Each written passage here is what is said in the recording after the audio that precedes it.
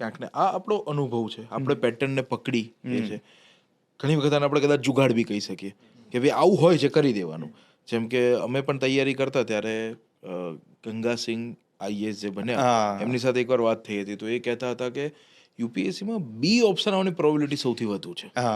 એમ પછી બીજું કે સાયન્સ એન્ડ ટેકનોલોજીમાં પણ આપણે યુટ્યુબમાં વિડીયો જોઈએ ઓલ ઓફ ધી અબોવ કરી દેવા જોઈએ. તો હવે રિયલ એક્ઝામમાં જ્યારે આવો કોઈ ક્વેશ્ચન આવે છે તો તમારે નોલેજ એપ્લાય કરવું કે જુગાડ એપ્લાય કરવું? માની લો સાયન્સનો બાયોટેકનો કોઈ ક્વેશ્ચન છે તો એ મોમેન્ટ પર શું એપ્લાય કરવું? બાયોટેક મને આવડે છે તો જુગાડ કરવો કે નોલેજને પકડવું? ઘણી વાર એવું થાય કે જુગાડના પ્રમાણે આન્સર ડી આવશે, પણ નોલેજથી જોઈએ તો એવું લાગે છે આન્સર 1 2 જ આવશે. પણ સાહેબ પહેલા તો પ્રાયોરિટી ઓલવેઝ એ જ આપવાની છે કે મેં વાંચ્યું છે શું અને એના ઉપર ભરોસો હોવો જ જોઈએ. હા, એટલે જુગાડ ઓપ્શન બી જ છે ઓપ્શન કે જ્યારે મને નથી જ આવડતું. આ ખાસ બધાએ સાંભળવાની જરૂર છે, કારણ કે લગભગ હું પ્રિલિમ બુસ્ટર પ્રોગ્રામમાં પણ જ્યારે ડિસ્કશન કરું ને મોટાભાગના કેન્ડિડેટ જુગાડ જ લગાવે છે. જુગાડ ઇઝ ધ લાસ્ટ રિસોર્ટ.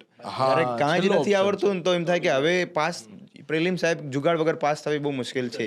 એ બધાને છે જ. એટલે 3 ઇટરેશનમાં આપણે કરીએ તો પહેલા ઇટરેશનમાં 30 થી 35 ક્વેશ્ચન એવા હશે કે જેમાં 100% તમને ખબર હશે.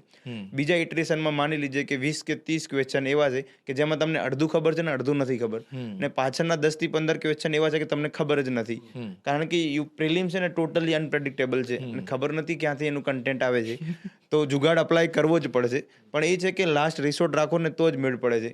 ને જુગાડ જ્યાં સુધી પોતાનો હશે ને ત્યાં સુધી વધુ ફાયદા છે. વધારે ફાયદો થશે. તો તમે યુટ્યુબમાં વિડીયો જોઈન કરો ને તો બહુ એટલું કામ નથી થતું. જ્યારે ખુદ મેં ટેકનિક બનાવેલી હોય ને તો એ અપ્લાય થતી જ હોય છે.